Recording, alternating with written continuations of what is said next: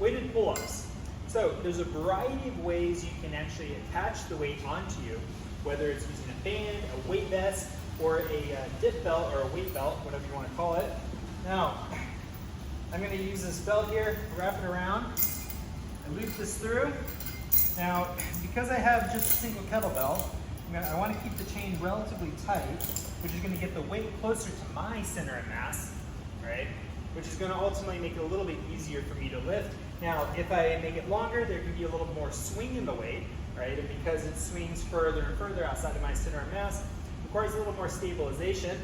So it depends what your approach is with how you're going to do these today, right? So once we have the weight attached, we're going to get to a pull-up spot, something generally that you can get to with a very small hop at the most, preferably even just stepping right into it, all right? We don't want to take a big jump when we do this, because if we take a big jump going up, that means you have to take a jump going down.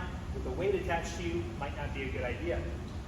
Now, the other thing is when we do a weighted pull-up, we know in recent years, kipping has become a very popular way of doing pull-ups, adding basically some sort of stretch reflex into it, almost like a plyometric type movement. Now, when we're doing a weighted pull-up, we don't want to do that as a plyometric movement, at least not with a lot of weight, okay?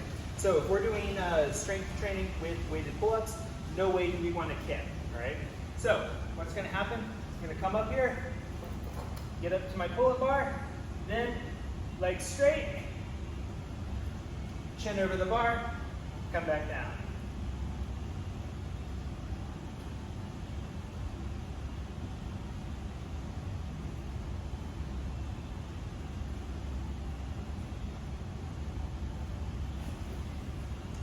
All right, that's it.